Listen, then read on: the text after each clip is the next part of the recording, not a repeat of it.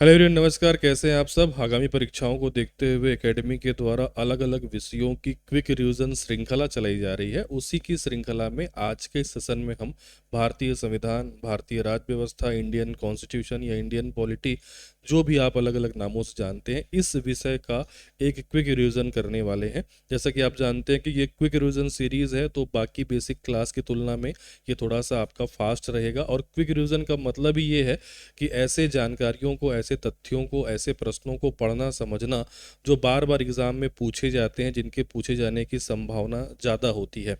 तो आप लोगों के डिमांड के आधार पे मैं इंडियन जीएस को भी अब शुरू कर रहा हूँ, और इसके अंतर्गत हम सबसे पहले भारतीय संविधान से शुरुआत कर रहे हैं, और बाकी विषयों को भी इस प्रकार से निरंतर हम जारी रखेंगे।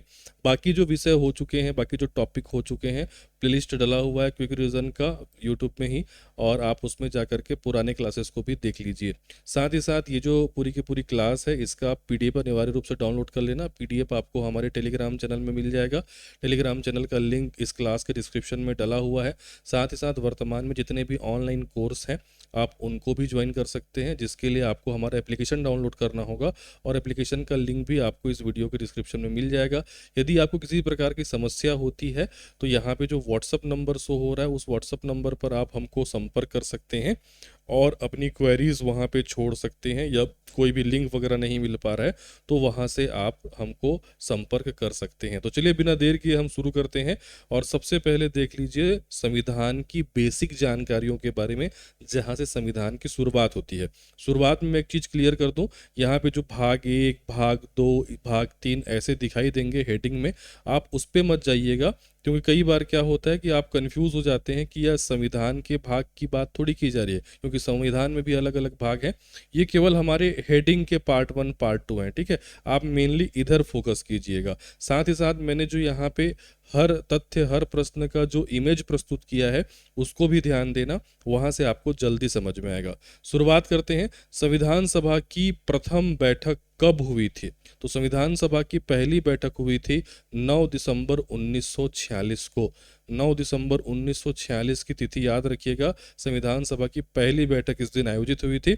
संविधान सभा के अस्थायी अध्यक्ष किसको बनाया गया? डॉक्टर सच्चिदानंद सिन्हा को संविधान सभा का अस्थायी अध्यक्ष बनाया गया था। तो 9 दिसंबर 1946 की तिथि याद रखिएगा, पहली बैठक है ये, और पहला अस्थायी अध्यक्ष बनाया गया था डॉक्टर सच्चिदानंद सिन्हा को।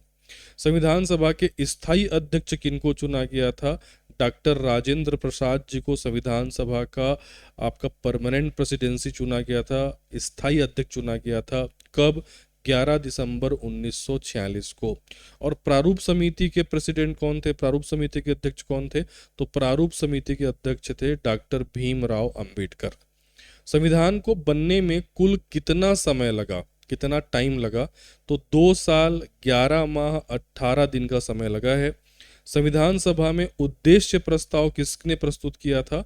तो पंडित जवाहरलाल नेहरू के द्वारा 13 दिसंबर 1946 को उद्देश्य प्रस्ताव प्रस्तुत किया गया।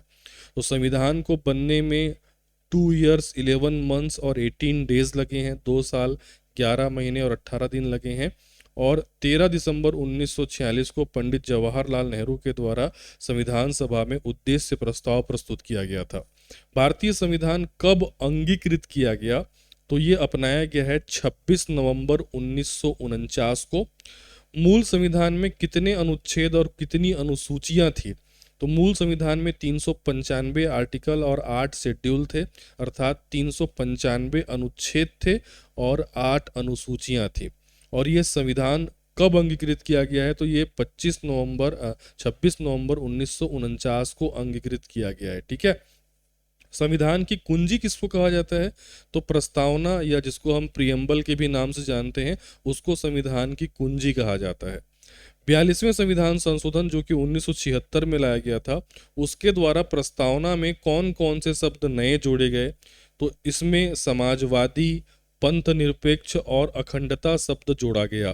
तो याद रखिएगा, जो 42वां संविधान संशोधन था, 42 कॉन्स्टिट्यूशनल अमेंडमेंट था, उसमें समाजवादी, पंथ निरपेक्ष और अखंडता शब्द जो है जोड़ा गया है। साथ ही संविधान का की किसको कहा जाता है, प्रियम्बल को या प्रस्तावना को कहा जाता है।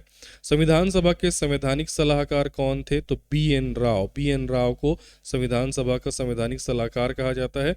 राष्ट्रीय ध्वज को कब अपनाया गया, तो हमारा राष्ट्रीय ध्वज 22 जुलाई 1947 को अपनाया गया है।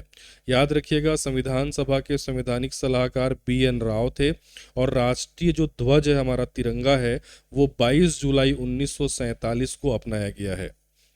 किस अधिनियम द्वारा भारत में प्रांतों में द्वैध शासन समाप्त किया गया, तो वो अधिनियम है आपका भारत शासन अधिनियम जो 1935 है, जिसको लघु लघु संविधान तो नहीं कहा जाता, लघु संविधान दूसरी चीज को कहते हैं। मतलब भारतीय संविधान की जो 75% बातें हैं वो इसी भारत शासन अधिनियम 1935 से ही लिया गया है। ठीक है। रेगुलेटिंग एक्ट कब पारित किया गया है, 1773 में रेगुलेटिंग एक्ट पारित किया गया। काफी खास है, इसको कई बार एग्जाम में पूछा जाता है। मार्ले मिंटो सुधार जो 1909 में आया था उसका मेन उद्देश्य क्या था, तो मार्ले मिंटो सुधार का मेन उद्देश्य था सांप्रदायिक निर्वाचन प्रणाली। ठीक है, संप्रदाय के आधार पे, धर्म के आधार पे जो निर्वाचन प्रणाली लाई गई है उसी को सांप्रदायिक निर्वाचन प्रणाली कहा जाता है, जो कि मार्ले मिंटो सुधार 1909 में लाया गया। ठीक है। मौलिक अधिकार किस देश से लिए गए हैं, देखो अलग अलग जो मौलिक अधिकार हैं या मौलिक कर्तव्य हैं, नीति निर्देशक तत्व हैं या आपातकाल है, भारतीय संविधान की जो मूल मूल बातें हैं वो किसी न किसी देश से जो है वो आपका अपनाई गई हैं, जिसको एग्जाम में प्रश्न के रूप में कई बार पूछता है। तो मौलिक अधिकार कहाँ से लिए गए हैं, तो मौलिक अधिकार लिया गया है आपका अमेरिका से। याद रखिएगा, फंडामेंटल राइट्स या मौलिक अधिकार कहाँ से लिया गया है, अमेरिका से। और सांप्रदायिक निर्वाचन प्रणाली, ठीक है, ये किसकी देन है, मार्ले मिंटो सुधार 1909 का। संसदीय शासन प्रणाली किस देश की देन है, तो वो ब्रिटेन की देन है। हमारे देश में जो संसदीय शासन व्यवस्था है, जिसमें जो लोकसभा निम्न सदन है, राज्यसभा जो है वो आपका उच्च सदन है, फिर अंतिम हस्ताक्षरार्थ जो है वो राष्ट्रपति के पास जाता है, ये जो व्यवस्था है ये संसदीय व्यवस्था ब्रिटेन से ली गई है। ठीक है, कहाँ से लिया गया है, ब्रिटेन से लिया गया है। नीति निर्देशक तत्व कहाँ से लिया गया है, तो ये आयरलैंड से लिया गया है। ठीक है, देखो मैंने 3 चीज बता दी। सबसे पहले बताया कि अगर आपको पूछे कि मौलिक अधिकार कहाँ से लिए गए हैं, तो वो अमेरिका से लिया गया है। संसदीय शासन व्यवस्था कहाँ से लिया गया है, तो वो ब्रिटेन से लिया गया है। नीति निर्देशक तत्व कहाँ से लिया गया है, आयरलैंड के संविधान से लिया गया है। आगे बढ़ते हैं। आपातकाल के दौरान मूल अधिकार, जिसको फंडामेंटल राइट्स कहते हैं, उनका निलंबन हो जाता है। ये जो सिद्धांत है ये कहाँ से लिया गया है, तो ये जर्मनी की देन है। याद रखना, आपातकाल का सिद्धांत कहाँ से लिया गया है, जर्मनी से। संविधान संशोधन की जो प्रक्रिया है, हम जो बीच बीच में अमेंडमेंट करते रहते हैं, ये प्रक्रिया कहाँ से ली गई है, तो ये साउथ अफ्रीका से लिया गया है, दक्षिण अफ्रीका से लिया गया है। तो याद रखना, जो आपातकाल की व्यवस्था है, आपातकाल की व्यवस्था जर्मनी से ली गई है। साथ ही साथ जो हम बार बार संविधान में संशोधन करते रहते हैं, अमेंडमेंट करते रहते हैं, तो संविधान संशोधन का जो प्रक्रिया है ये लिया गया है साउथ अफ्रीका से। ठीक है, कहाँ से, साउथ अफ्रीका से। समवर्ती सूची का विचार कहाँ से लिया गया है, मतलब समवर्ती सूची का जो सिद्धांत है वो कहाँ से लिया गया है, तो ये लिया गया है ऑस्ट्रेलिया से। मौलिक कर्तव्य ये किस देश से लिया गया है, तो ये लिया गया है रूस से। तो याद रखेंगे, मौलिक कर्तव्य कहाँ से लिया गया है, रूस से लिया गया है। समवर्ती सूची कहाँ की देन है, तो ये आपका ऑस्ट्रेलिया की देन है। ठीक है। 10वीं अनुसूची किसे संबंधित है, डायरेक्ट पूछता है। जो प्रमुख जो आर्टिकल हैं और प्रमुख जो आपके शेड्यूल है, मतलब प्रमुख जो अनुच्छेद हैं और प्रमुख जो अनुसूचियां हैं, वहां से सीधे तौर पे प्रश्न बनते हैं। तो जो दल बदल विरोधी कानून है, इसका उल्लेख कौन से अनुसूची में मिलता है, 10वीं अनुसूची में मिलता है। ठीक है। पंचायती राज को किस अनुसूची में रखा गया है, तो जो 11वीं अनुसूची है वो पंचायती राज के बारे में जो है वो आपका उसमें उल्लेख मिलता है। ठीक है। 8वीं अनुसूची में वर्तमान में कितनी भाषाएं हैं, तो 8वीं अनुसूची में वर्तमान में 22 भाषाएं हैं। याद रखेंगे, 22 प्रकार की भाषाएं, इसका जो आपका उल्लेख है वो किसमें है, 8वें नंबर की अनुसूची में है। ठीक है। नागरिकता का वर्णन संविधान के किस भाग में है, भाग पूछा है, तो नागरिकता का वर्णन संविधान के भाग 2 में है। अगर अनुच्छेद की बात करें तो अनुच्छेद 5 से लेकर के 11 के बीच में नागरिकता का वर्णन किया गया है या नागरिकता से संबंधित अनुच्छेद है। अस्पृश्यता का अंत किस अनुच्छेद में है? तो आर्टिकल 17 अनुच्छेद 17 में जो है छुआछूत या अस्पृश्यता के अंत के बारे में उल्लेख किया गया है। अनुच्छेद 19 में कितनी प्रकार की स्वतंत्रता दी गई है? तो 19 में जो स्वतंत्रता का अधिकार है 6 प्रकार की स्वतंत्रता के बारे में जो है वो आपका उल्लेख किया गया है। किसमें? आर्टिकल 19 में। प्रेस की स्वतंत्रता किस अनुच्छेद में निहित है? तो आर्टिकल 19(1)(a) अनुच्छेद 19(1)(a) जुड़ा हुआ है प्रेस की स्वतंत्रता से। प्राण एवं दैहिक स्वतंत्रता किस अनुच्छेद में है? तो इसका वर्णन मिलता है अनुच्छेद 21 में। 6 से 14 वर्ष के बच्चों के लिए शिक्षा का अधिकार किस संविधान संशोधन द्वारा जोड़ा गया? तो 6 से 14 वर्ष के बच्चों के लिए अनिवार्य शिक्षा का अधिकार 86वां संविधान संशोधन जो कि 2002 में लाया गया है, इसके तहत अनुच्छेद 21 में जोड़ा गया ए। तो ये अनुच्छेद 21(a) में है 6 से 14 वर्ष के बच्चों के लिए निःशुल्क शिक्षा का अधिकार। और ये संविधान संशोधन कौन सा नंबर का है? 86वां नंबर का। कब लाया गया है? 2002 में। अनुच्छेद कौन सा है? 21(a). संवैधानिक उपचारों का अधिकार, इसके बारे में उल्लेख किसमें? अनुच्छेद 32। काफी महत्वपूर्ण है। आर्टिकल 32 को विशेष रूप से याद रखना वेरी वेरी आईएमपी है। क्यों बताऊं? क्योंकि संवैधानिक उपचारों का अधिकार अनुच्छेद 32 में उल्लेखित है।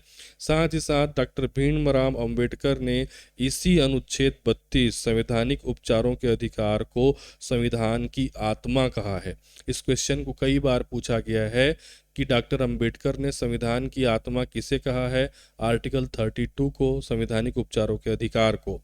संपत्ति के अधिकार को मौलिक अधिकारों से कब हटाया गया? 44वां संविधान संशोधन 1978 के द्वारा संपत्ति का जो मौलिक अधिकार था उसको मौलिक अधिकार की श्रेणी से हटा दिया गया।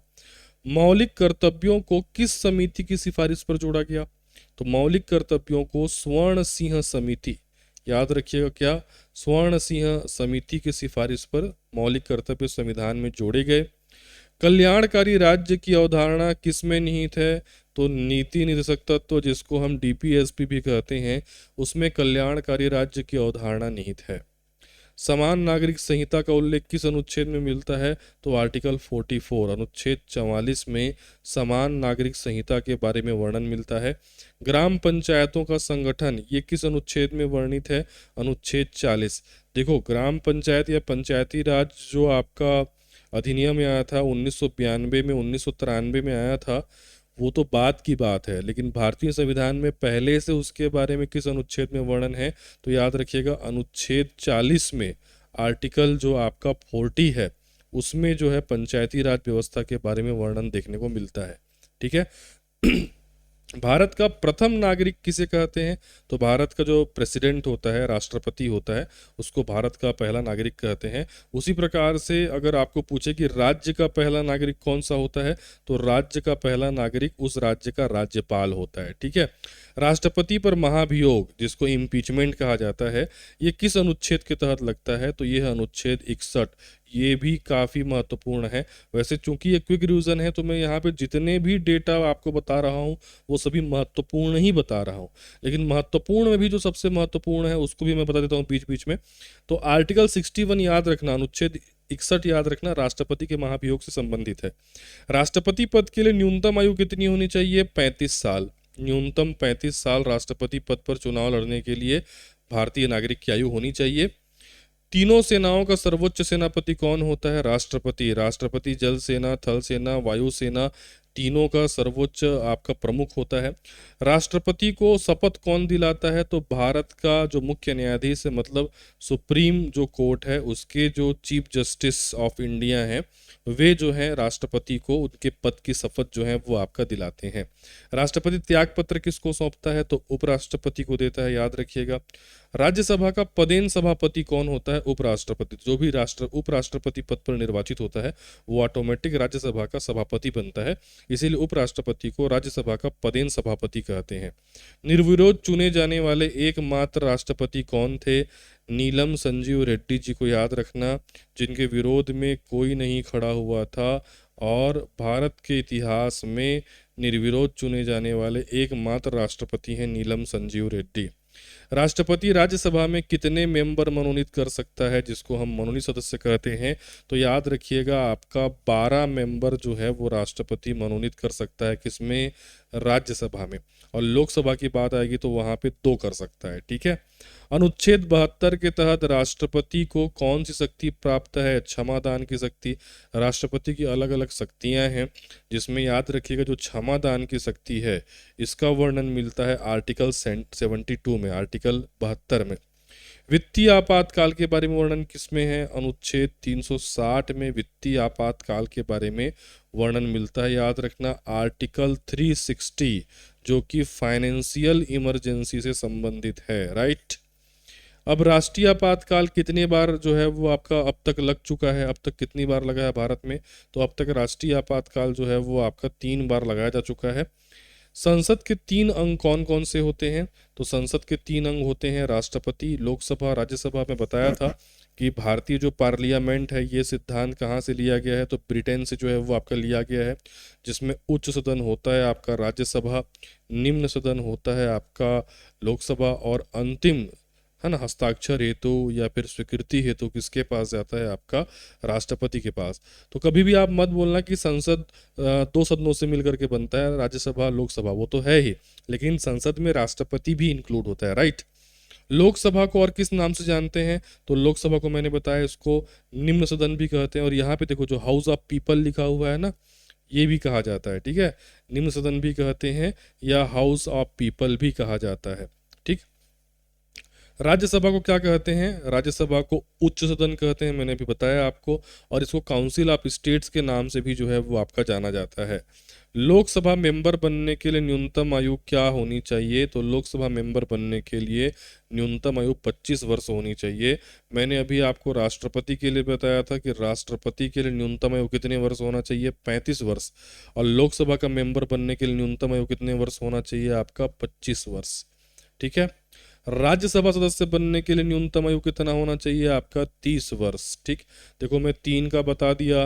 राष्ट्रपति के लिए 35 साल आयु होना चाहिए, आपका जो राज्यसभा मेंबर है उसके लिए 30 साल आयु होना चाहिए, और लोकसभा के लिए 25 साल आयु होना चाहिए। 5-5 साल का डिफरेंस है। लोकसभा के लिए 25 साल, राज्यसभा के लिए 30 साल, राष्ट्रपति के लिए 35 साल। राज्यसभा के सदस्यों का कार्यकाल कितना होता है? राज्यसभा के सदस्यों का कार्यकाल 6 माह होता है। और राज्यसभा आप याद रखिएगा एक स्थायी सदन होता है, इसका विघटन कभी नहीं होता है। ठीक है। जबकि लोकसभा का जो कार्यकाल होता है वो 5 वर्ष होता है, वह विघटित हो जाता है। धन विधेयक, मनी बिल की परिभाषा कौन से अनुच्छेद में है? आर्टिकल 110। काफी महत्वपूर्ण है आर्टिकल 110, जिसमें धन विधेयक के बारे में वर्णन है। कोई विधेयक धन विधेयक है या नहीं, इसका निर्णय कौन लेगा? तो इसका निर्णय लेता है लोकसभा का स्पीकर, लोकसभा का अध्यक्ष। संसद का जो ज्वाइंट सेशन होता है, संयुक्त अधिवेशन होता है, इसकी अध्यक्षता कौन करता है? तो ज्वाइंट अधिवेशन का मतलब क्या होता है बेटा? मतलब जब लोकसभा और जो आपके राज्यसभा के मेंबर होते हैं वो एक साथ बैठते हैं, तो इसको संसद का ज्वाइंट सेशन कहते हैं, पार्लियामेंट का ज्वाइंट सेशन कहते हैं। और इसमें जो लोकसभा का अध्यक्ष होता है वही इस ज्वाइंट सेशन की अध्यक्षता करता है, जिसके बारे में वर्णन आर्टिकल 118 में मिलता है। याद रखिएगा। संयुक्त अधिवेशन कौन बुलाता है? इसको बुलाने का अधिकार किसको है? तो बुलाने का अधिकार राष्ट्रपति को है, आर्टिकल 108 के तहत। ठीक है। तो इस चीज को याद रखना, बुलाने का अधिकार राष्ट्रपति के पास है, लेकिन संयुक्त अधिवेशन या आपका ज्वाइंट सेशन की अध्यक्षता कौन करेगा? तो लोकसभा अध्यक्ष करेगा। शून्यकाल, 0 आवर, ये जो आपका थ्योरी है वो किस देश की देन है, किस देश की संसदीय देन है? तो ये हमारे भारत का ही मेन गुण है। ठीक है। 0 आवर। संसद की सबसे बड़ी समिति कौन सी होती है? तो जो प्राक्कलन समिति या जिसको हम एस्टिमेट कमेटी कहते हैं, वो संसद की सबसे बड़ी समिति होती है, जिसमें 30 मेंबर होते हैं, 30 सदस्य होते हैं इसमें। ठीक है। लोक लेखा समिति में कितने सदस्य होते हैं? तो लोक लेखा समिति में जो है वो आपके 22 सदस्य होते हैं, जिसमें 15 लोकसभा से होते हैं और 7 राज्यसभा से होते हैं। ठीक है। भारत का जो संचित निधि है जिसको कंसोलिडेटेड फंड कहते हैं, इसके बारे में वर्णन किस में मिलता है? तो इसके बारे में वर्णन अनुच्छेद 266 में मिलता है। ठीक है, तो लोक लेखा समिति में टोटल 22 सदस्य होंगे, जिसमें से 15 जो हैं वो आपके लोकसभा से होते हैं और 7 जो होते हैं बेटा वो राज्यसभा से होते हैं। आर्टिकल 266 ये किससे संबंधित है? इसके में भारत की संचित निधि के बारे में इसमें जो है वो आपका उल्लेख है आर्टिकल 266 में। भारत में अगर हम न्यायपालिका के बारे में देखें तो सर्वोच्च न्यायालय के गठन का प्रावधान किस अनुच्छेद में दिया गया है? आर्टिकल 124, 1 का 4 याद रखिएगा, जिसमें सुप्रीम कोर्ट के बारे में, सर्वोच्च न्यायालय के गठन के बारे में वर्णन है किसमें है? आर्टिकल 1 का 4 में। ठीक है, सर्वोच्च न्यायालय के न्यायाधीशों का जो रिटायरमेंट एज है वो क्या है? 65 साल होता है, याद रखना, मतलब 65 वर्ष की आयु तक वो काम करते हैं। जबकि जो हाई कोर्ट होते हैं, उच्च न्यायालय के न्यायाधीश होते हैं, उनकी सेवानिवृत्ति की आयु जो है वो 65 साल होती है। तो याद रखना, सुप्रीम कोर्ट के जज के लिए अधिकतम जो कार्य की अवधि होती है वो 65 साल है, और हाई कोर्ट के लिए यह जो है वो आपका 65 साल है। क्लियर? भारत में कुल कितने उच्च न्यायालय हैं? तो वर्तमान स्थिति में भारत में आपके 25 हाई कोर्ट हैं। और किस अनुच्छेद के तहत सुप्रीम कोर्ट कोई रिट जारी करता है? तो आर्टिकल 32 जो संवैधानिक उपचारों का अधिकार है, उसी के तहत जो है आपका सुप्रीम कोर्ट रिट जारी करता है। किस अनुच्छेद के तहत हाई कोर्ट रिट जारी करता है? तो अनुच्छेद 226 के तहत हाई कोर्ट रिट जारी करता है।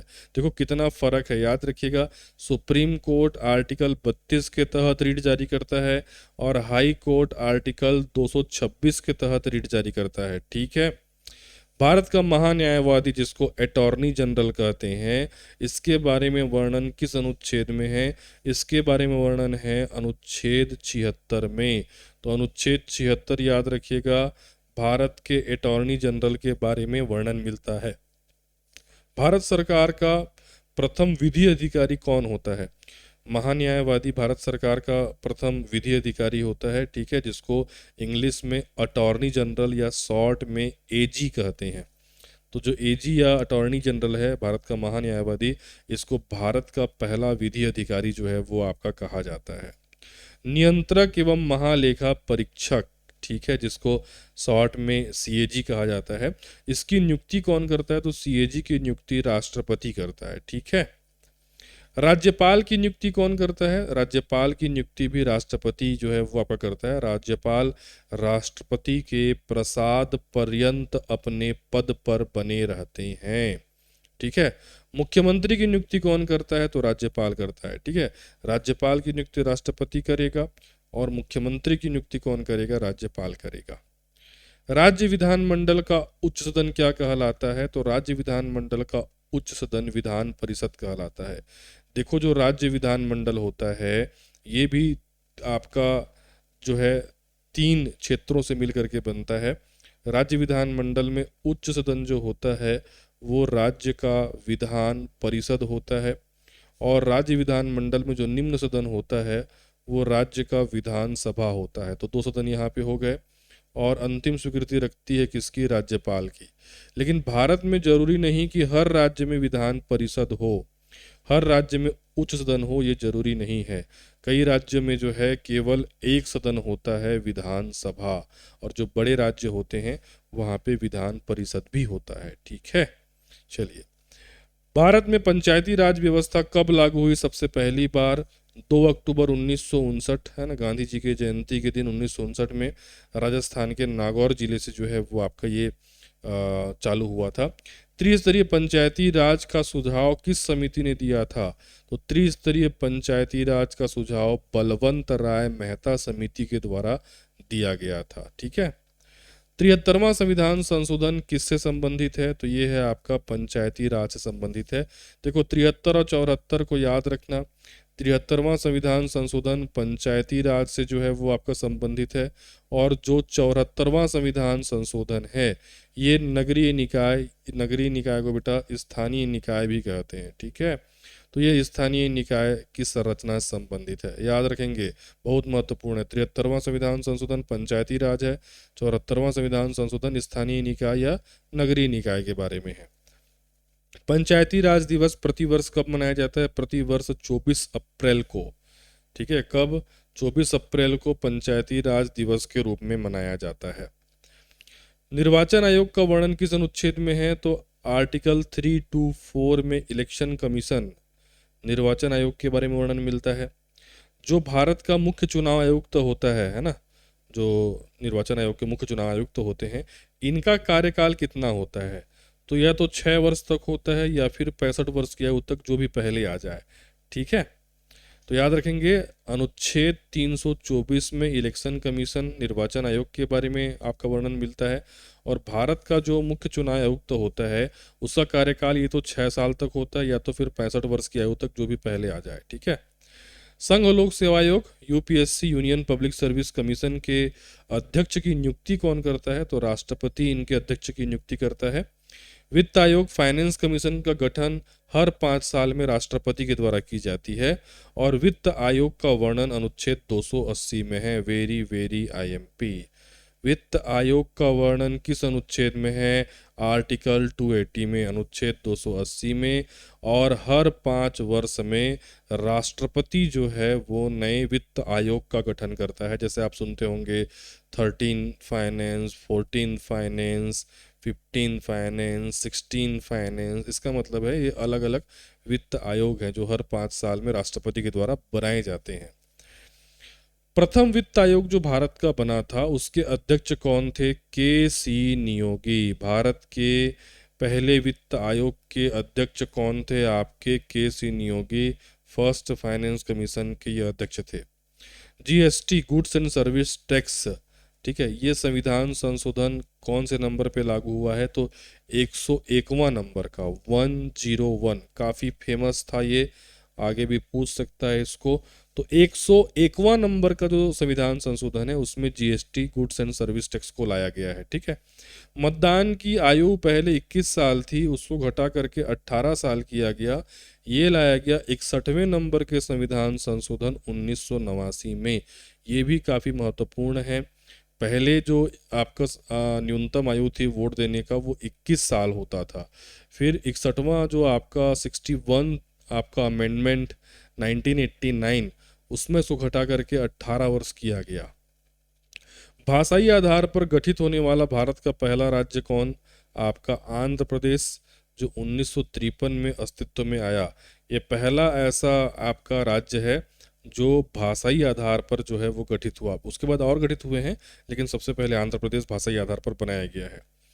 योजना आयोग के स्थान पर नीति आयोग का गठन कब हुआ? तो 1 जनवरी 2015 को नीति आयोग ने योजना आयोग को रिप्लेस किया है। ठीक है, नीति आयोग का अध्यक्ष कौन होता है? भारत के प्रधानमंत्री। तो याद रखेंगे पहले योजना आयोग था, उसका स्थान लिया 1 जनवरी 2015 में नीति आयोग ने, और इसके अध्यक्ष जो उस समय के प्रधानमंत्री होंगे वही इसके अध्यक्ष होते हैं। अविश्वास प्रस्ताव नो कॉन्फिडेंस मोशन ये किस सदन में लाया जाता है? तो याद रखना अविश्वास प्रस्ताव केवल लोकसभा में लाया जाता है, क्योंकि लोकसभा के बहुमत से ही सरकार बनती है। और अविश्वास प्रस्ताव लाना मतलब सरकार गिराने की कोशिश करना। तो कहाँ गिराने की कोशिश करेंगे? राज्यसभा में तो करेंगे नहीं, कहाँ करेंगे? लोकसभा में ही करेंगे। तो याद रखना नो कॉन्फिडेंस मोशन या अविश्वास प्रस्ताव केवल और केवल लोकसभा में लाया जाता है। स्वतंत्र भारत के प्रथम कानून मंत्री डॉक्टर भीमराव अंबेडकर जी थे, इसको भी आप याद रखेंगे। ठीक है, doctor BR Ambedkar, first law minister of India. संविधान में मंत्रिमंडल कैबिनेट शब्द का प्रयोग केवल एक बार हुआ है, किसमें? अनुच्छेद 352 में। बार बार हम जो कैबिनेट वर्ड यूज करते रहते हैं, मंत्रिमंडल वर्ड यूज करते रहते हैं, उसका यूज संविधान में केवल एक ही बार हुआ है उस शब्द का प्रयोग, वो भी अनुच्छेद 352 में, आर्टिकल 352 में। लोकसभा के पहले अध्यक्ष कौन थे? GV मालवंकर। इस क्वेश्चन को भी कई बार पूछा है। GV मालवंकर लोकसभा के फर्स्ट स्पीकर थे। ठीक है, प्रस्तावना में अब तक कितनी बार संशोधन हो चुका है? तो भारत की प्रस्तावना में अभी तक, या प्रियम्बल जो है उसमें केवल एक बार संशोधन हुआ है 1976 में। याद रखेंगे भारत के प्रियम्बल प्रस्तावना में केवल 1976 में एक बार संशोधन हुआ है। भारत में सिंगल सिटीजनशिप का प्रावधान है, एकल नागरिकता का प्रावधान है। यह प्रावधान किस देश से कॉपी किया गया है? तो ये ब्रिटेन से कॉपी किया गया है। तो याद रखेंगे भारत में दोहरी नागरिकता का प्रावधान नहीं है, एकल नागरिकता का प्रावधान है जो ब्रिटेन से अपनाया गया है।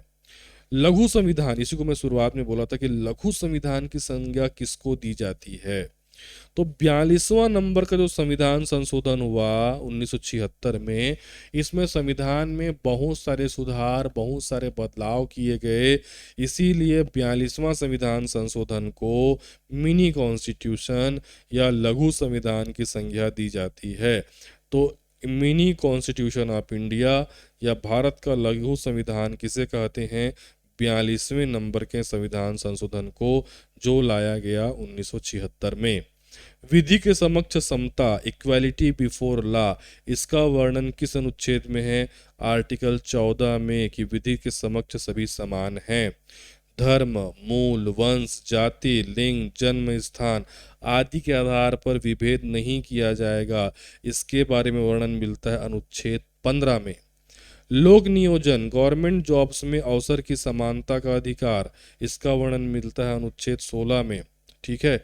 उपाधियों का अंत, इसका अनुच्छेद मतलब इस अनुच्छेद का वर्णन किसमें है, मतलब इसका वर्णन किसमें है? आर्टिकल 18 में। ये जितने बता रहा हूँ ना, इसमें जो हेडिंग डाला हूँ महत्वपूर्ण अनुच्छेद, गहराई से डायरेक्ट आर्टिकल पूछता है, इंडिविजुअल क्वेश्चन बनता है, कथन कारण कूट में बनता है, सही जोड़ी बनाने में बनता है, इनको जरूर याद रखना। बाकी अनुच्छेद याद रखो चाहे ना रखो, मैं जो यहाँ पे बता रहा हूँ उनको इग्नोर बिल्कुल मत करना। अपराधों के लिए दोष सिद्धि के संबंध में संरक्षण, इसका वर्णन अनुच्छेद 20 में मिलता है। अनुच्छेद 23 याद रखना, मानव के दुर्व्यापार और बलात् श्रम पर रोक के बारे में वर्णन है।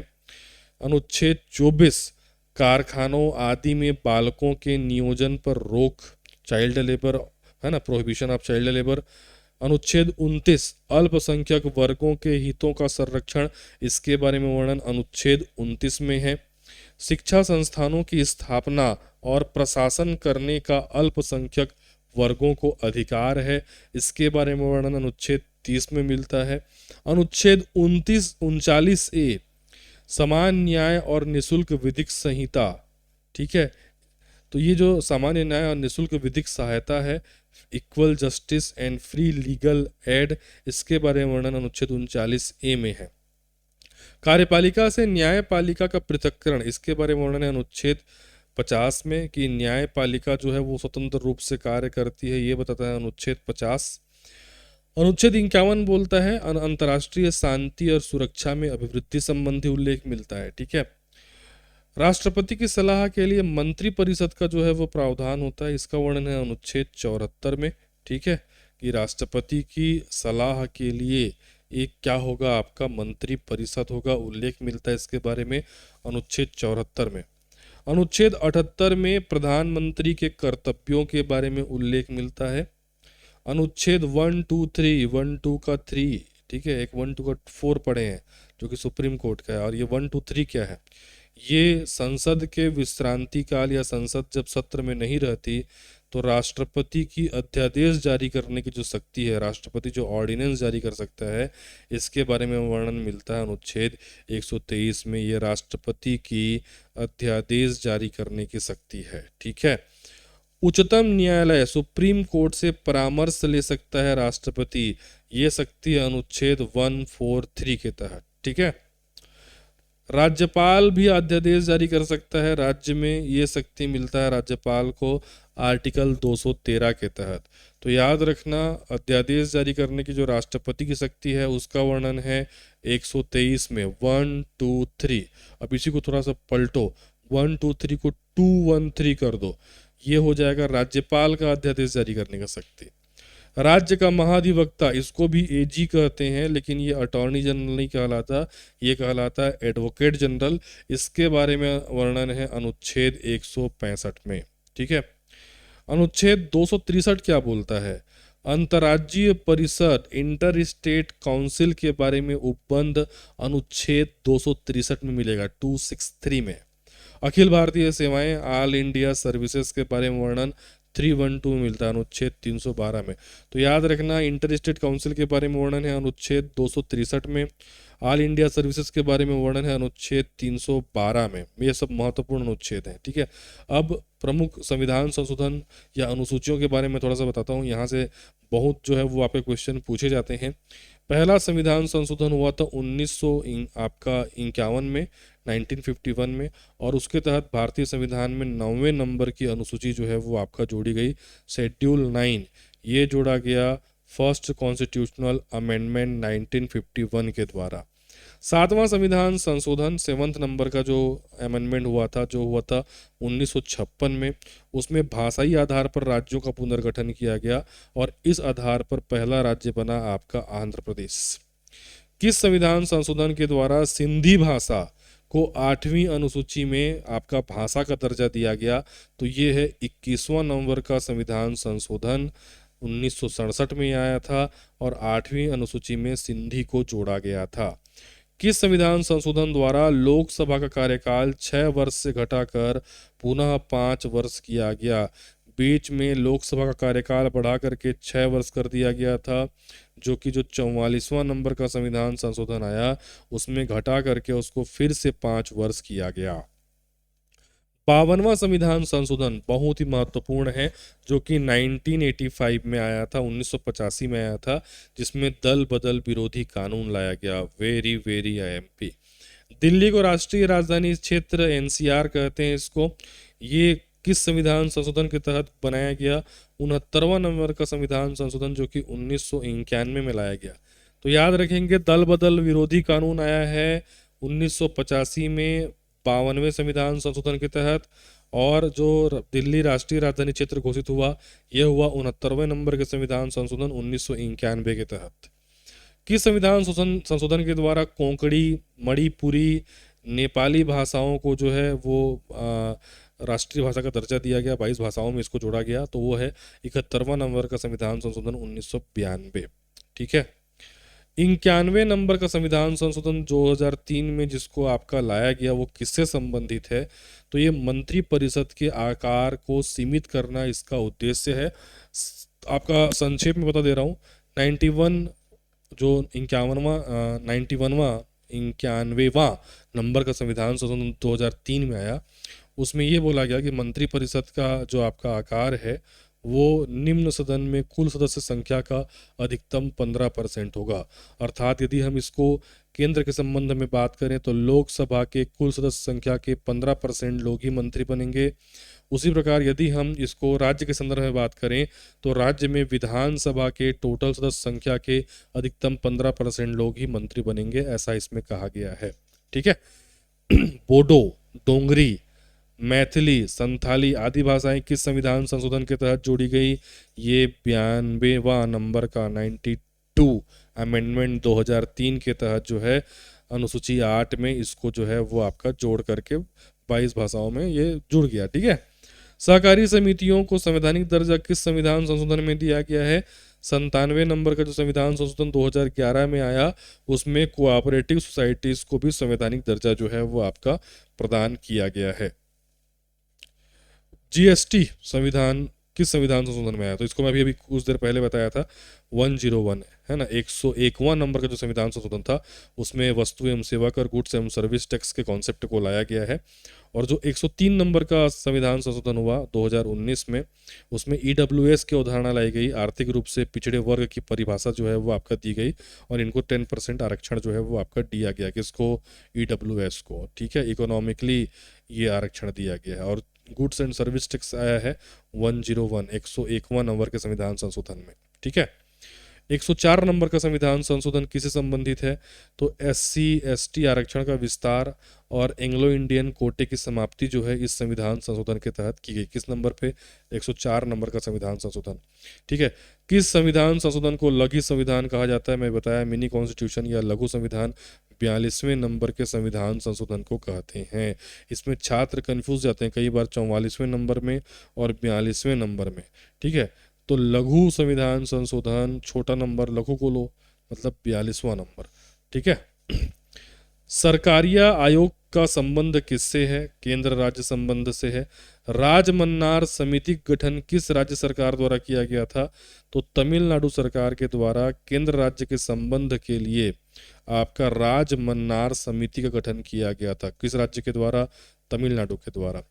अवशिष्ट शक्तियां है ना किसके पास होती हैं? तो अवशिष्ट शक्तियां केंद्र के पास होती हैं। अवशिष्ट शक्ति मतलब जिनके बारे में उल्लेख न तो राज्य सूची में है, न तो केंद्र सूची में है, न तो समवर्ती सूची में है, जो अचानक से आ जाती हैं, उनका अधिकार केंद्र के पास ही होता है। राष्ट्रीय आपातकाल अनुच्छेद 352 के दौरान कौन से अनुच्छेद निलंबित नहीं होते? आर्टिकल 20 और 21 कभी निलंबित नहीं होता। मुझे कमेंट करके बताओ कि आर्टिकल 20 और 21 में किसके बारे में उल्लेख है। ये बहुत महत्वपूर्ण है, नहीं जानते हो तो सर्च करके कमेंट करो मेरे को, ठीक है। ये किसी भी हालत में निलंबित नहीं होते राष्ट्रीय आपातकाल में, ठीक है। राष्ट्रपति शासन किस अनुच्छेद के तहत लगाया जाता है? अनुच्छेद 356 के तहत प्रेसिडेंट रूल राष्ट्रपति शासन लगता है। वित्तीय आपातकाल फाइनेंशियल इमरजेंसी अभी तक भारत में एक बार भी नहीं लगी है, आप याद रखना। भारत इस कंडीशन में आज तक नहीं पहुंचा है, बहुत अच्छी बात है ये। अनुच्छेद 352 के तहत आंतरिक अशांति शब्द को बदल करके क्या किया गया? सशस्त्र विद्रोह किया गया, ठीक है। यह आपातकाल के संदर्भ में किया गया है। और ये किस संविधान संशोधन के तहत किया गया है? 44वें नंबर के संविधान संशोधन के तहत, ठीक है। तो 44वां नंबर का जो संविधान संशोधन आया, पहले उसमें इंटरनल डिस्टरबेंस लिखा हुआ था, इसके आधार पर भी जो है वो आपातकाल लगता था। लेकिन क्या हुआ कि इसको जो है बाद में अमेंडमेंट लाया गया 44वां नंबर का, और उसमें आंतरिक अशांति शब्द को हटा दिया गया और सशस्त्र विद्रोह जो है आपका किया गया।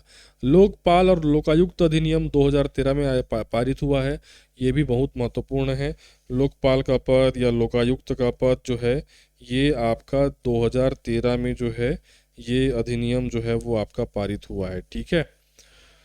राष्ट्रीय महिला आयोग की स्थापना कब हुई है? 1992 में। यह एक संवैधानिक या वैधानिक निकाय है, याद रखेंगे राष्ट्रीय महिला आयोग।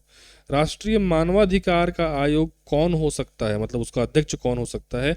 तो सुप्रीम कोर्ट के जो रिटायर्ड चीफ जस्टिस या दूसरे जज होते हैं वही इसके अध्यक्ष बन सकते हैं। केंद्रीय सूचना आयोग किस मंत्रालय के अधीन आता है? तो केंद्रीय सूचना आयोग कार्मिक मंत्रालय के अंतर्गत आता है, याद रखना। केंद्रीय सूचना आयोग CIC मिनिस्ट्री ऑफ पर्सनल कार्मिक आयोग के अंतर्गत जो है वो आपका आता है, ठीक है। केंद्रीय सतर्कता आयोग CVC की स्थापना किस समिति की सिफारिश पर हुई थी? तो ये संथानम समिति की सिफारिश पर केंद्रीय सतर्कता आयोग की स्थापना हुई। निर्वाचन आयोग में कितने सदस्य होते हैं? तो निर्वाचन आयोग में 3 सदस्य होते हैं, एक मुख्य चुनाव आयुक्त होता है और 2 चुनाव आयुक्त होते हैं, ठीक है। एक चीफ इलेक्टोरल आपका कमिश्नर होता है और उसके बाद जो है 2 चुनाव आयुक्त जो है वो आपके होते हैं, टोटल होते हैं 3। राज्य लोक सेवा आयोग के सदस्यों को कौन हटा सकता है? तो राज्य लोक सेवा आयोग के मेंबर को केवल राष्ट्रपति हटा सकता है, याद रखेंगे। जो राज्य लोक सेवा आयोग होता है, मैं स्टेट PCS की बात कर रहा हूँ या स्टेट PSC की बात कर रहा हूँ, इसमें जो है नियुक्ति तो राज्यपाल करता है लेकिन राज्यपाल हटा नहीं सकता, हटाने का अधिकार राष्ट्रपति के पास होता है। ये काफी महत्वपूर्ण है, ठीक है। राज्य पिछड़ा वर्ग आयोग को संवैधानिक दर्जा 102 नंबर के संविधान संशोधन से मिला, ठीक है। 102 नंबर का संविधान संशोधन के तहत राज्य पिछड़ा वर्ग आयोग को संवैधानिक दर्जा मिला है। क्षेत्रीय परिषदों के अध्यक्ष कौन होते हैं? केंद्रीय गृह मंत्री। जो सेंट्रल होम मिनिस्टर होते हैं वही रीजनल काउंसिल क्षेत्रीय परिषदों के अध्यक्ष होते हैं। उच्चतम न्यायालय सुप्रीम कोर्ट एक अभिलेख न्यायालय है, कोर्ट ऑफ रिकॉर्ड है। इसका वर्णन किस अनुच्छेद में किया गया? तो अनुच्छेद 129, मतलब ये अभिलेखों का संग्रह करता है। अनुच्छेद 129 के तहत कौन? High court, sorry supreme court. न्यायिक पुनरावलोकन जुडिशियल रिव्यू का सिद्धांत कहाँ से लिया गया है? अमेरिका से, USA से। न्यायिक पुनरावलोकन मतलब है ना, कोर्ट को यदि लगता है कि संविधान या संसद का कोई निर्णय जो है वो लोकहित में नहीं है तो खुद वो उसको रिव्यू कर सकती है, उसको निरस्त कर सकती है। ये जो सिद्धांत है वो अमेरिका USA से लिया गया है। लोक जनहित याचिका जिसको हम PIL कहते हैं, इसका जनक किसको माना जाता है? न्यायमूर्ति PN भगवती को। काफ़ी महत्वपूर्ण है, आजकल इसको बहुत लगाते हैं। लोक जनहित याचिका किसकी देन मानी जाती है? PN भगवती, ठीक है। न्यायमूर्ति PN भगवती की देन मानी जाती है। सुप्रीम कोर्ट के न्यायाधीशों को पद से हटाने की प्रक्रिया क्या है? सदन के दोनों सदनों में विशेष बहुमत द्वारा पारित प्रस्ताव महाभियोग चला करके उनको हटाया जाता है, ठीक है। फास्ट ट्रैक कोर्ट एफटीसी की स्थापना की सिफारिश किसने की थी? 11वां वित्त आयोग ने फास्ट ट्रैक कोर्ट की स्थापना की सिफारिश की थी। किस अनुच्छेद के तहत सुप्रीम कोर्ट को अपनी डिक्री और आदेशों के प्रवर्तन की शक्ति है? अनुच्छेद 142 के तहत। अधीनस्थ जो न्यायालय होते हैं, सबऑर्डिनेट कोर्ट्स होते हैं, इनका वर्णन संविधान के किस भाग में है? तो इनका वर्णन मिलता है भाग 6 में। मूल ढांचे का सिद्धांत डॉक्ट्रिन ऑफ बेसिक स्ट्रक्चर किस केस में दिया गया था? तो ये दिया गया था बेसिक स्ट्रक्चर का सिद्धांत केशवानंद भारती बनाम केरल राज्य 1973 में। ये भी काफ़ी महत्वपूर्ण हो जाता है। प्रस्तावना संविधान का एक अंग है। यह पहली बार किस वाद में स्वीकार किया गया? तो वही केशवानंद भारती बनाम केरल राज्य वाला जो वाद है, उसी में प्रियम्बल को कॉन्स्टिट्यूशन का ही एक हिस्सा माना गया है। एस.आर. बोम्मई बनाम भारत संघवाद 1994 किसे संबंधित है? तो ये है आर्टिकल 356 के दुरुपयोग से। इसको भी कमेंट करके बताना, आर्टिकल 356 में किसके बारे में वर्णन है। ठीक है, जितने भी प्रमुख वाद चले हैं खास करके सुप्रीम कोर्ट में, उससे भी क्वेश्चन जो है बनता है, इसलिए मैं उसको बता रहा हूँ आपको। विशाखा बनाम राजस्थान राज्य केस किससे संबंधित है? तो ये कार्यस्थल पर महिलाओं के यौन उत्पीड़न से जो है वो आपका रिलेटेड है। ठीक है, मौलिक अधिकार और नीति निर्देशक तत्वों के बीच संतुलन, ये मिनर्वा विल्स जो आपका वाद आया 1980 में, उसने इनके तत्वों को जो है वो आपका स्पष्ट किया था, डीपीएसपी के तत्वों को, अर्थात नीति निर्देशक तत्वों के तत्वों को। ठीक है, आगे बढ़ते हैं। गोलकनाथ बनाम पंजाब राज्य केस जो 1967 में आया था, उसका मुख्य विषय क्या था? मौलिक अधिकारों में संशोधन की संसद की शक्ति। आधार कार्ड की गोपनीयता, राइट टू प्राइवेसी को मौलिक अधिकार किस केस में माना गया है? इसको पुट्टा स्वामी बनाम भारत संघ के केस में आधार कार्ड की गोपनीयता को आपका यहाँ पे रिव्यू किया गया है। ठीक है, लेम डेक सत्र क्या होता है? लेम डेक सेशन क्या होता है? पुरानी लोकसभा का अंतिम सत्र, जब नई लोकसभा का चुनाव हो चुका हो तो उसको लेम डेक सेशन कहते हैं, है ना। मतलब जब नई लोकसभा का चुनाव हो चुका है और पुरानी लोकसभा का जो लास्ट सेशन होता है उसी को लेम डेक सेशन कहते हैं। संसद के दोनों सदनों के बीच गतिरोध होने पर ज्वाइंट सेशन होता है। इसका अध्यक्षता मैं बता चुका हूँ, लोकसभा अध्यक्ष करता है इसको। तारांकित प्रश्न किसे कहते हैं? जिसका उत्तर मौखिक रूप से दिया जाता है उसको तारांकित प्रश्न कहते हैं। ठीक है, एक वर्ष में संसद में कम से कम कितने सत्र होने अनिवार्य हैं? ठीक है, तो देखो, एक वर्ष में संसद में कम से कम 2 सत्र होने अनिवार्य है, क्योंकि ये कहा गया है कि 2 सत्रों के बीच 6 महीने से अधिक का समय अंतराल नहीं होना चाहिए। विधायिका का कोई सदस्य कितने दिनों तक अनुपस्थित रहे तो उसकी सदस्यता समाप्त हो सकती है? 60 दिन। संविधान के किस अनुच्छेद में बजट के लिए वार्षिक वित्तीय विवरण शब्द का प्रयोग किया है? बहुत महत्वपूर्ण है। अनुच्छेद 112 में बजट के लिए वार्षिक वित्तीय विवरण शब्द का प्रयोग किया गया। बजट तो फिर चलती फिरती भाषा है जो पूजे वर्ड से लिया गया है, जिसका मतलब होता है चमड़े का थैला। मेन वर्ड तो है वार्षिक वित्तीय विवरण, ये होता है बजट का मेन आपका वर्ड। अनुच्छेद 112 में है इसके बारे में वर्णन। ठीक है, विशेष प्रावधान मैं बता रहा हूँ कुछ क्षेत्र के लिए। अनुच्छेद 371A, ये नागालैंड राज्य के लिए विशेष प्रावधान का वर्णन है इसमें। अनुच्छेद 371J हैदराबाद कर्नाटक क्षेत्र से संबंधित है।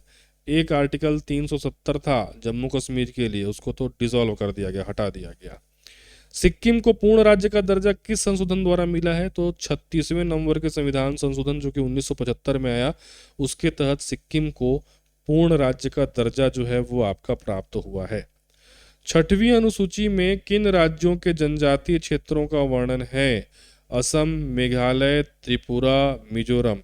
इसको ATM करके याद रखा जाता है, या कई लोग अमित्र मेघा करके याद रखते हैं। मैं जब पढ़ता था तो मैं अमित्र मेघा करके याद रखता था। अ से असम, मी से मिजोरम, त्र से आपका त्रिपुरा और मेघा से आपका मेघालय, या फिर ATM करके भी याद रख सकते हो, असम, त्रिपुरा, मेघालय, मिजोरम।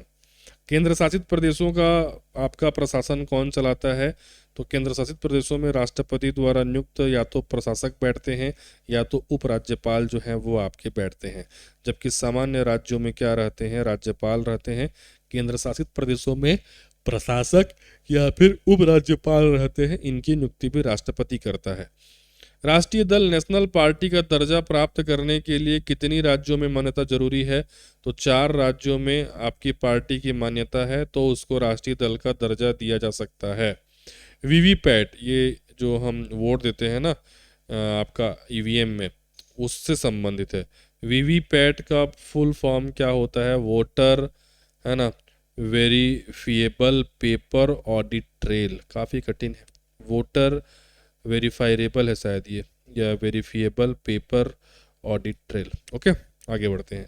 भारत में प्रथम आम चुनाव कब हुए थे? भारत में पहला आम चुनाव 1951-52 में हुआ। ठीक है, कब? 1951-52 में। नोटा विकल्प कब आया भाई भारत में? सबसे पहले नोटा विकल्प नन ऑफ द एबव 2013 में आया है। ठीक है।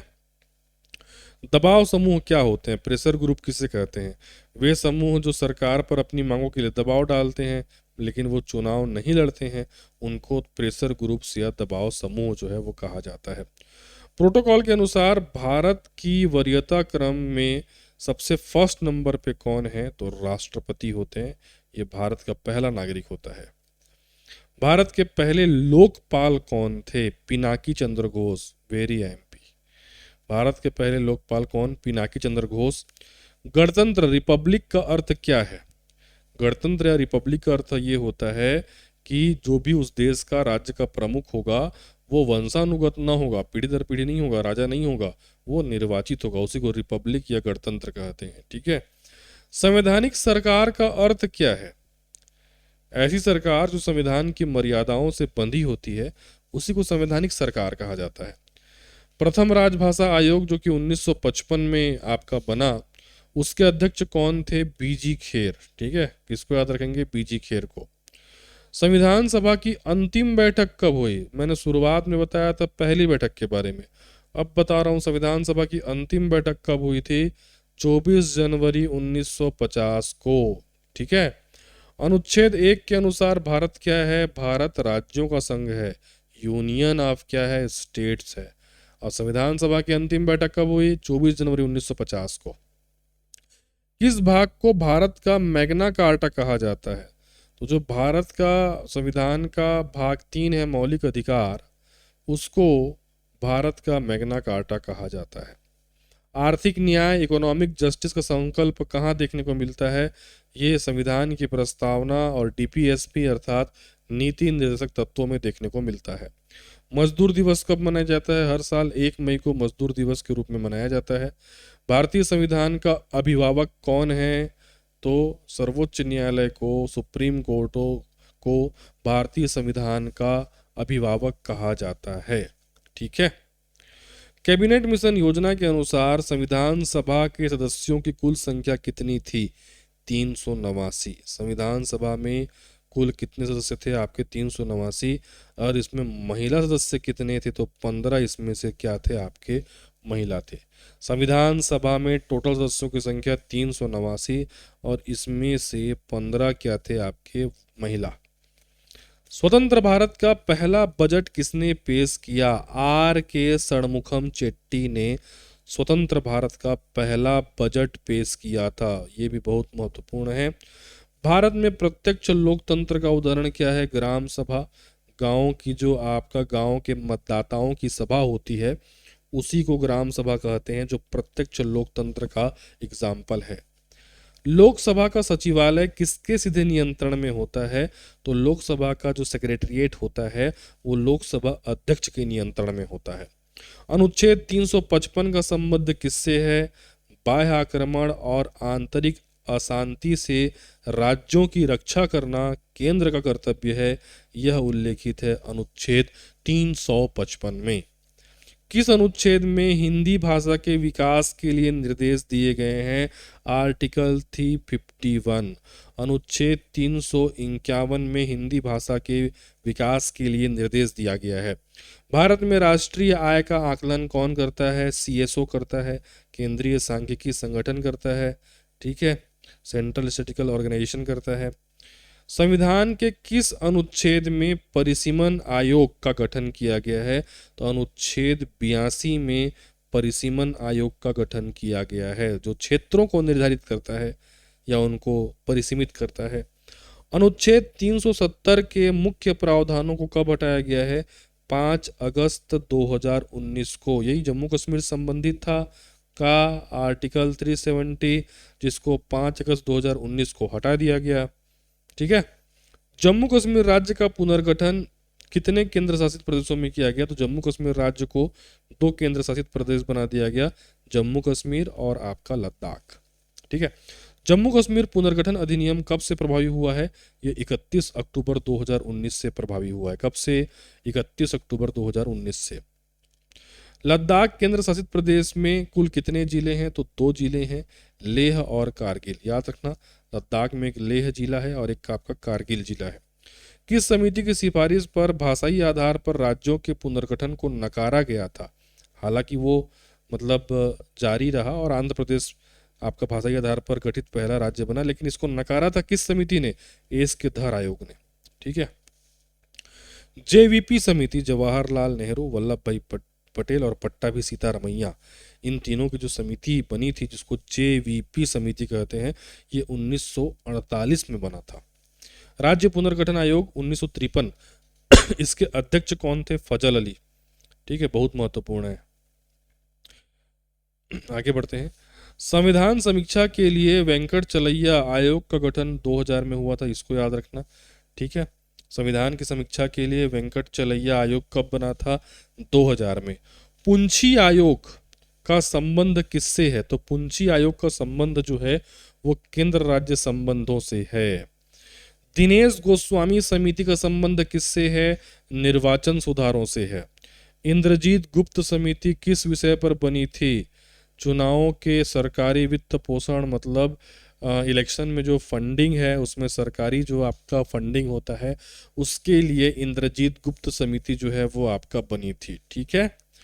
प्रशासनिक न्यायाधिकरण, एडमिनिस्ट्रेटिव ट्रिब्यूनल्स, इसका वर्णन किस अनुच्छेद में मिलता है?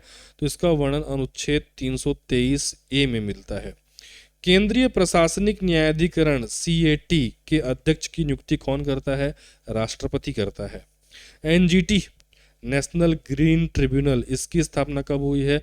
2010 में। याद रखेंगे, एनजीटी नेशनल ग्रीन ट्रिब्यूनल की स्थापना 2010 में हुई है। लोकपाल के अध्यक्ष और सदस्यों का कार्यकाल कितना होता है? तो 5 वर्ष या 70 वर्ष की आयु तक, जो भी पहले आ जाए, ठीक है। अवशिष्ट शक्तियां जो होती हैं उन पर कानून बनाने का अधिकार किसके पास होता है? केंद्र के पास होता है, मतलब संसद के पास होता है। किस अनुच्छेद के तहत संसद राज्य सूची के विषय पर राष्ट्रीय हित में कानून बना सकती है? यदि राज्य सूची का विषय है लेकिन वो राष्ट्रीय हित से जुड़ा है तो केंद्र उस पर कानून बना सकती है, आर्टिकल 249 के तहत, अनुच्छेद 249 के तहत। 2 या अधिक राज्यों के अनुरोध पर संसद द्वारा कानून बनाने की शक्ति किसमें दी गई है? अनुच्छेद 252 में दी गई है, ठीक है। अंतर्राज्यीय जो नदी जल विवाद होते हैं इसमें न्याय निर्णयन का प्रावधान किसमें है? अनुच्छेद 265 में है। अंतर्राज्यीय जो नदी जल विवाद होते हैं, जैसे महानदी को लेकर के छत्तीसगढ़ उड़ीसा में विवाद होता है, गोदावरी नदी को लेकर के साउथ के राज्यों में विवाद होता है, इस प्रकार जो अंतर्राज्यीय नदी जल विवाद होते हैं इनके न्याय निर्णय का प्रावधान अनुच्छेद 265 में किया गया है। आकस्मिकता निधि, ठीक है, ये जो आपका कंटिजेंसी फंड ऑफ इंडिया है इसका वर्णन किस अनुच्छेद में मिलता है? आर्टिकल 267। अनुच्छेद 268 में कंटिजेंसी फंड या आकस्मिकता निधि, आकस्मिक खर्चों के लिए जो निधि होती है उसका वर्णन मिलता है। संघ द्वारा लगाए गए लेकिन राज्यों द्वारा एकत्रित और उपभोग किए जाने वाले कर या उपयोग किए जाने वाले करों का वर्णन है आर्टिकल 268 में। एक राष्ट्र एक चुनाव के लिए किसकी अध्यक्षता में समिति बनी थी? तो रामनाथ कोविंद, पूर्व राष्ट्रपति, इनके अध्यक्षता में समिति बनी थी। भारत में पहली बार ईवीएम का प्रयोग कब और कहाँ हुआ? तो ये केरल राज्य में हुआ था 1982 में। बहुत महत्वपूर्ण है। ईवीएम का पहली बार प्रयोग केरल राज्य में हुआ कब? 1982 में, 1982 में। निर्वाचन आयोग को बहुसदस्यीय निकाय पहली बार कब बनाया गया? तो 1989 में ही बनाया गया। राइट टू रिजेक्ट, नोटा है, नन ऑफ द एबव को लागू करने वाला भारत दुनिया का कौन सा नंबर का देश है? तो नोटा ऑप्शन देने वाला भारत दुनिया का 14वां नंबर का देश है। परिसीमन आयोग का अध्यक्ष कौन होता है? तो जो मुख्य चुनाव आयुक्त तो होते हैं, है ना, निर्वाचन आयोग के, या फिर सेवानिवृत्त जो न्यायाधीश होते हैं, उनको परिसीमन आयोग का अध्यक्ष जो है वो बनाया जाता है। 106 नंबर का संविधान संशोधन जो 2023 में लाया गया, ये किससे संबंधित है? तो ये नारी शक्ति वंदन अधिनियम है, जिसमें महिलाओं को 33% आरक्षण देने का प्रावधान किया गया है। लोकसभा और विधानसभाओं में महिलाओं के लिए आरक्षण कितने वर्षों के लिए है? 15 वर्षों के लिए आपका आरक्षण है अभी फिलहाल। आगे इसका विस्तार जो है वो आपका संभव है। महिलाओं को पंचायतों में 1/3 आरक्षण किस अनुच्छेद के तहत प्राप्त है? तो आर्टिकल 243D, जिसमें आरक्षण के बारे में वर्णन है, ठीक है, जिसमें महिलाओं को 1/3 आरक्षण देने की जो है वो आपका बात की गई है। अनुच्छेद 253 के तहत संसद को क्या शक्ति प्राप्त है? 253 के तहत संसद को अंतर्राष्ट्रीय समझौतों को लागू करने के लिए राज्य सूची पर वो कानून बना सकता है, ये शक्ति उसको प्राप्त है। भारत के संविधान का कौन सा अनुच्छेद विदेश नीति से संबंधित है? तो अनुच्छेद जो आपका 51 है, ये फॉरेन पॉलिसीज, विदेश नीति से संबंधित है, ठीक है। सार्क की स्थापना के समय भारत के प्रधानमंत्री कौन थे? तो सार्क की स्थापना के समय भारत के प्रधानमंत्री राजीव गांधी जी थे। संसद में जो ध्यानाकर्षण प्रस्ताव होता है, कॉलिंग अटेंशन मोशन जिसको कहते हैं, इसकी शुरुआत कब से हुई है? तो इसकी शुरुआत 1954 से हुई है। कार्य मंत्रणा समिति, बिजनेस एडवाइजरी कमेटी का अध्यक्ष कौन होता है? तो कार्य मंत्रणा समिति का अध्यक्ष होता है लोकसभा का अध्यक्ष। लोकसभा का स्पीकर इसका अध्यक्ष होता है, ठीक है। विधेयक में कितने वाचन होते हैं? तो विधेयक में या आपका संसद में जो है इसके 3 वाचन जो है वो आपके किए जाते हैं। प्राक्कलन समिति में राज्यसभा के कितने सदस्य होते हैं? तो प्राक्कलन समिति में पहले बता चुका हूँ, इसमें राज्यसभा के कोई सदस्य जो हैं वो आपके नहीं होते हैं, एस्टीमेट कमेटी को कहते हैं। इसमें 30 मेंबर होते हैं और वे सभी लोकसभा के होते हैं, ठीक है। लोकसभा में जो गणपूर्ति कोरम होता है, मिनिमम अटेंडेंस होता है, इसके लिए कितने सदस्यों की उपस्थिति अनिवार्य है? तो कुल संख्या का 1/10 सदस्यों की उपस्थिति जो है वो आपका अनिवार्य होती है। किस अनुच्छेद के तहत दिल्ली के लिए विशेष प्रावधान किया गया है? आर्टिकल 239A में। तो ये 69वें नंबर का संविधान संशोधन है, उसके तहत किया गया है। 5वीं अनुसूची किससे संबंधित है यार? 5वीं अनुसूची अनुसूचित क्षेत्रों और अनुसूचित जनजातियों के प्रशासन से संबंधित है। त्रिपुरा, मिजोरम, मेघालय के स्वायत्त जिला परिषदों का उल्लेख किस अनुसूची में मिलता है? 6वें नंबर की अनुसूची में मिलता है। दादरा और नगर हवेली तथा दमन और दीव का विलय कब हुआ? ठीक है, तो दादरा और नगर हवेली एक हो गए, दमन और दीव एक हो गए 26 जनवरी 2020 को। कब? 26 जनवरी 2020 को। हेबियस कार्पस का शाब्दिक अर्थ क्या होता है? सशरीर उपस्थित करना, ठीक है। ये जो सुप्रीम कोर्ट रीट वगैरह जारी करता है ना, उसके लिए है। मैंडेमस रीट कब जारी होता है? जब कोई सार्वजनिक अधिकारी अपने कर्तव्य का पालन ना करे, तब मैंडेमस रीट जारी होता है। सर्सियोरी रीट का मुख्य उद्देश्य क्या होता है? निचली अदालतों के निर्णय की समीक्षा करना, या फिर उनको रद्द करना, या अपने पास बुलाना, ठीक है। क्वो वारंटो का अर्थ क्या होता है? किस अधिकार से तुमने ये किया? क्वो वारंटो, ये सब रीट जारी करता है आपका कोर्ट। राष्ट्रीय विकास परिषद एनडीसी का अध्यक्ष कौन होता है? प्रधानमंत्री इसके अध्यक्ष होते हैं। अंतर्राज्यीय परिषद की बैठक वर्ष में कम से कम कितनी बार होनी चाहिए? तो अंतर्राज्यीय परिषद की बैठक वर्ष में कम से कम 3 बार होनी चाहिए। 15वें वित्त आयोग के अध्यक्ष कौन है? एनके सिंह है। जीएसटी परिषद का अध्यक्ष कौन होता है? तो जीएसटी परिषद का अध्यक्ष आपका केंद्र के जो वित्त मंत्री होते हैं, फाइनेंस मिनिस्टर होते हैं, वही जीएसटी काउंसिल के अध्यक्ष होते हैं। भारत के पहले मुख्य सूचना आयुक्त कौन थे? वजाहत हबीबुल्लाह, याद रखेंगे, भारत के पहले मुख्य सूचना आयुक्त वजाहत हबीबुल्लाह थे। अनुच्छेद 265 का संबंध किससे है? अनुच्छेद 265 कहता है कि विधि के प्राधिकार के बिना कोई कर नहीं लगाया जाएगा। अनुच्छेद 300 ए क्या है? ये 300 ए संपत्ति का अधिकार है। पहले मौलिक अधिकार की श्रेणी में आता था, बट अब ये एक कानूनी अधिकार है। अनुच्छेद 338 किसके लिए है? तो अनुच्छेद 338 में राष्ट्रीय अनुसूचित जाति आयोग के बारे में वर्णन है। अनुच्छेद 338 ए में क्या है? तो ए राष्ट्रीय अनुसूचित जनजाति आयोग के बारे में वर्णन है। 338 एससी कमीशन, 338 ए एसटी कमीशन, ठीक है। अनुच्छेद 340 ओबीसी के लिए है, पिछड़ा वर्ग के आयोग के गठन से संबंधित है। अनुच्छेद 350 बी अल्पसंख्यक माइनॉरिटीज के लिए है, मतलब 350 बी में भाषाई अल्पसंख्यकों के लिए विशेष अधिकार के बारे में वर्णन है, ठीक है।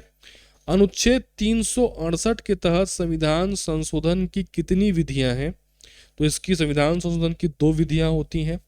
एक तो विशेष बहुमत से केवल, ठीक है, प्लस, और इसमें एक होता है विशेष बहुमत प्लस राज्यों का समर्थन। ये 2 तरीके से होता है। विधान परिषद के सदस्यों की संख्या विधानसभा की कुल संख्या के कितने से अधिक नहीं हो सकती?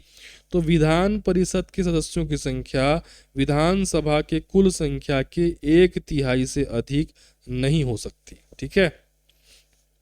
विधान परिषद की न्यूनतम सदस्य संख्या कितनी होनी चाहिए? किसी भी राज्य में यदि विधान परिषद है ना बेटा, तो वहां पे 40 न्यूनतम मेंबर तो होने ही चाहिए। मुख्यमंत्री के रूप में सबसे लंबा कार्यकाल किसका रहा है? तो सिक्किम के मुख्यमंत्री पवन कुमार चामलिंग का कार्यकाल सबसे लंबा रहा है। राज्य विधानसभा का अध्यक्ष अपना त्यागपत्र किसको देता है? तो राज्य विधानसभा के जो विधानसभा अध्यक्ष होते हैं, ये अपना त्यागपत्र उपाध्यक्ष को देते हैं। राज्यपाल को पद से हटाने के लिए संविधान में क्या कोई प्रक्रिया है? तो इसके लिए संविधान में कोई विशिष्ट प्रक्रिया नहीं है। ये राष्ट्रपति के प्रसाद पर्यंत पद धारण करते हैं। राष्ट्रपति जब चाहे इनको हटा सकता है, जबकि जहां बात राष्ट्रपति की आती है ना, तो वहां पे महाभियोग चलता है। लेकिन राज्यपाल के संबंध में ऐसा कोई प्रावधान नहीं किया गया है। भारत में प्रथम लोक अदालत कहाँ आयोजित की गई थी? तो पहला लोक अदालत गुजरात में 1982 में जो है वो आपका आयोजित हुआ था। भारत में पारिवारिक न्यायालय फैमिली कोर्ट्स अधिनियम कब आया है? ये 1984 में आया है भाई, फैमिली कोर्ट्स अधिनियम। ग्राम न्यायालय अधिनियम 2008 में आया है, इसको कई बार पढ़े होंगे आप। सर्वोच्च न्यायालय के न्यायाधीशों की संख्या बढ़ाने की शक्ति किसके पास है? सर्वोच्च न्यायालय के न्यायाधीश को बढ़ा सकता है कौन? पार्लियामेंट, संसद। पॉकेट वीटो का प्रयोग करने वाले भारत के पहले राष्ट्रपति कौन? ज्ञानी जैल सिंह, ठीक है, जिसने भारतीय डाक संशोधन विधेयक पर पॉकेट वीटो का प्रयोग किया था। एक निर्वाचित संविधान सभा द्वारा भारत के संविधान का निर्माण करने का प्रस्ताव सबसे पहले किसने दिया था? यह प्रस्ताव सबसे पहले 1942 में क्रिप्स मिशन के द्वारा दिया गया था। संविधान सभा के सम्मुख संविधान की प्रस्तावना का प्रस्ताव किसने रखा था? तो भाई संविधान का एक प्रियम्बल, एक प्रस्तावना होना चाहिए, ये बोला था पंडित जवाहरलाल नेहरू ने। किसने कहा था कि प्रस्तावना संविधान का परिचय पत्र है? तो ये कथन है पालकीवाला का, ठीक है। समाजवादी और पंथ निरपेक्ष शब्द मूल प्रस्तावना में नहीं थे, इसको पहले मैं बता चुका हूं। इसको 1976 में प्रियम्बल में जो है वो आपका जोड़ा गया है। संविधान सभा ने राष्ट्रगान को कब स्वीकार किया? तो संविधान सभा ने राष्ट्रगान को 24 जनवरी 1950 को स्वीकार किया है, ठीक है। भारत सरकार द्वारा राजकीय चिन्ह को कब अपनाया गया है? ये जो राजकीय चिन्ह है हमारा, ठीक है, 26 जनवरी 1950 को अपनाया गया है। स्वतंत्र भारत के पहले संसदीय सचिव थे पीवी चेरियन। स्वतंत्र भारत के पहले संसदीय सचिव पीवी चेरियन, ठीक है। लोकसभा का पिता किसे कहा जाता है? जीवी मालवंकर को कहा जाता है। प्रथम लोकसभा चुनाव में कितने दल राष्ट्रीय दल के रूप में थे? तो पहला जो लोकसभा चुनाव हुआ भारत में, उसमें 14 राष्ट्रीय दल थे, ठीक है। भारत में मान्यता प्राप्त राष्ट्रीय दलों की वर्तमान संख्या कितनी है? तो 6 जो है वो राष्ट्रीय दल हैं। है ना, जिसमें सबसे नवीनतम है आपका आम आदमी पार्टी, मतलब सबसे रिसेंट में वही बनी थी, हालांकि उसको भी बने काफ़ी समय हो चुका है। आम आदमी पार्टी को राष्ट्रीय दल का दर्जा कब मिला है? देखो अप्रैल 2023 में इसको मिला है। अब इसके बाद से कोई अभी राष्ट्रीय दल बना नहीं है। क्षेत्रीय दलों को मान्यता कौन प्रदान करता है? निर्वाचन आयोग प्रदान करता है। किसी दल को राष्ट्रीय दल की मान्यता के लिए न्यूनतम कितने प्रतिशत मत आवश्यक है? तो याद रखेंगे 4 या अधिक राज्यों में 6% वैध मत होना चाहिए, प्लस 4 लोकसभा सीट भी उनके पास होना चाहिए, तब उनको राष्ट्रीय पार्टी का दर्जा जो है वो आपका प्रदान किया जाएगा। नगर पालिकाओं का वर्णन भारतीय संविधान के किस भाग में मिलता है? तो भाग 9A में नगर पालिकाओं के बारे में वर्णन मिलता है, और सहकारी समितियों का वर्णन 9B में मिलता है। ठीक है। संविधान के किस भाग में आपात उपबंध का वर्णन है? तो भाग 18 में आपातकालीन उपबंधों का वर्णन है। किस भाग में संविधान संशोधन की प्रक्रिया का वर्णन है? तो भाग 20 में संविधान संशोधन प्रक्रिया के बारे में वर्णन मिलता है। संविधान की दूसरी अनुसूची किससे संबंधित है?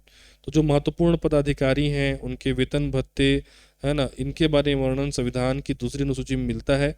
तीसरी अनुसूची में शपथ के प्रारूप के बारे में वर्णन मिलता है। ठीक है। चौथी अनुसूची का संबंध जो है वो राज्यसभा में सीटों के आवंटन से है, और 7वीं अनुसूची में केंद्र और राज्य के मध्य शक्तियों का जो बंटवारा है, केंद्र सूची, राज्य सूची, समवर्ती सूची आदि के बारे में वर्णन 7वें नंबर की अनुसूची में मिलता है। मूल अधिकारों का संरक्षक किसको कहते हैं? कई बार एग्जाम में पूछा है। मूल अधिकारों का संरक्षक सुप्रीम कोर्ट और हाई कोर्ट को कहा जाता है।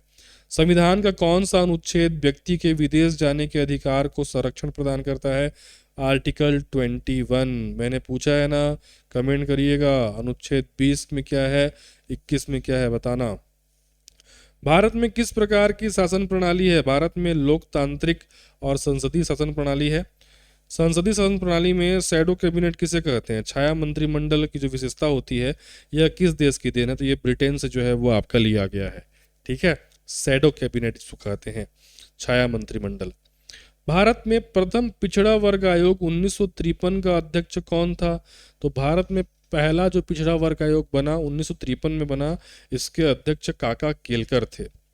मंडल आयोग जो कि 1979 में जो है वो आपका गठन हुआ था, ये किस कार्यकाल में गठित हुआ था? तो मोरारजी देसाई जी के कार्यकाल में गठित हुआ था। ठीक है। केंद्रीय सूचना आयोग में मुख्य सूचना आयुक्त के अलावा अधिकतम कितने आयुक्त हो सकते हैं? तो मुख्य सूचना आयुक्त के अलावा 10 और आयुक्त हो सकते हैं।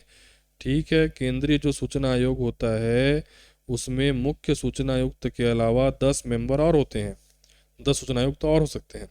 राष्ट्रीय एकता परिषद NIC की स्थापना 1961 में हुई थी, याद रखिएगा। भारतीय संविधान का सबसे बड़ा एकाकी स्रोत, सिंगल सोर्स क्या है? भारत शासन अधिनियम 1935। क्लास की शुरुआत में मैंने बताया भारत शासन अधिनियम 1935 एक ऐसा अधिनियम है जिसमें भारतीय संविधान में इसी की अधिकांश बातों को लिया गया है। भारत के संविधान की व्याख्या करने का अंतिम अधिकार किसके पास है? सुप्रीम कोर्ट के पास है। ठीक है। प्रवासी भारतीय दिवस जो कि 9 जनवरी को मनाया जाता है, ये किसकी याद में मनाया जाता है? 9 जनवरी को हमारे गांधी जी भारत लौटे थे, उन्हीं की वापसी में 9 जनवरी को प्रवासी भारतीय दिवस के रूप में मनाया जाता है। संविधान दिवस कब मनाया जाता है? प्रति वर्ष 26 नवंबर को संविधान दिवस के रूप में मनाया जाता है। ठीक है। तो इस प्रकार हमारा जो संविधान का क्विक रिवीजन है वो यहीं पे एंड होता है। मैंने कोशिश किया है कि कम से कम समय में जो ज़्यादा से ज़्यादा पूछे जाने वाले संविधान के प्रश्न हैं या फैक्ट हैं या अनुच्छेद हैं, अनुसूची हैं, कोई सिद्धांत वगैरह है, कोई समिति वगैरह है, संविधान संशोधन वगैरह है, सभी महत्वपूर्ण डाटा को मैंने शामिल कर दिया है। इसको यदि आप रीड कर लेते हैं तो मान के चलिए आपका बहुत बड़ा टेंशन खत्म हो जाएगा। ऐसा मैं नहीं बोल रहा हूँ कि इसी से प्रश्न आएगा। मेरा क्विक रिवीजन चलाने का उद्देश्य ही यही है कि कम समय में आप महत्वपूर्ण बिंदुओं को रिवाइज कर लें। और वे छात्र जो बिल्कुल नहीं पढ़े हैं, समय कम है, सामने परीक्षा है, समझ में ही नहीं आ रहा है कि कौन से इंपॉर्टेंट चीज़ों को पढ़ें, क्योंकि पूरा तो पढ़ नहीं सकते, उनके लिए जरूर रामबाण है ये। ठीक है। तो रिवीजन भी है प्लस ये महत्वपूर्ण तथ्यों का संकलन भी है। तो आप इसका पीडीएफ अनिवार्य रूप से डाउनलोड कर लेना। आप जानते हैं पीडीएफ कहाँ मिलेगा, पीडीएफ आपको हमारे टेलीग्राम चैनल से मिल जाएगा। टेलीग्राम चैनल का लिंक नीचे डिस्क्रिप्शन में है, या फिर आप इस क्यूआर कोड को स्कैन करेंगे तो आप डायरेक्ट हमारे टेलीग्राम चैनल से जुड़ सकते हैं। इसके अलावा संस्था से जुड़ करके संस्था के मार्गदर्शन में यदि आप तैयारी करना चाहते हैं तो हमारे बहुत सारे complete paid online courses available हैं जो आपको हमारे एप्लीकेशन पर मिलेंगे। एप्लीकेशन का लिंक भी नीचे डला हुआ है डिस्क्रिप्शन में, या फिर आप इस क्यूआर कोड को स्कैन करके डायरेक्ट जो है हमारा एप्लीकेशन जो है वो आपका डाउनलोड कर सकते हैं, या प्ले स्टोर पे जाइए, वहाँ पे एसके पटेल एकेडमी सर्च कीजिए, मिल जाएगा। नहीं मिलता है, कुछ दिक्कत आती है, तो ये जो व्हाट्सअप नंबर दिया है आप इसमें जो है कांटेक्ट करें। यहाँ पे आपको सही गाइडेंस मार्गदर्शन वगैरह प्रदान कर दिया जाएगा। आई होप आपको बाकी सब्जेक्ट की भांति पॉलिटी का सेशन भी अच्छा लगा होगा। आगे आप कमेंट करिए कि कौन सा और सब्जेक्ट हम उठाएं। बाकी मैं तो एक आपका फ्लो में ही चल रहा हूँ कि इसके बाद ये मेरे को पढ़ाना है। बाकी आप ज़रूर कमेंट करिएगा, फीडबैक दीजिएगा। फीडबैक पढ़ के सुन के अच्छा लगता है, मैं सारे फीडबैक पढ़ता हूँ। ठीक है, बहुत सारे जो फीडबैक कमेंट करने लायक रहते हैं कमेंट भी करता हूँ। बाकी लाइक और हार्ट तो मेरे तरफ से दिए ही जाते हैं। तो जय हिंद, जय भारत। मिलते हैं अगले सीजन में, तब तक के लिए धन्यवाद। Thank you.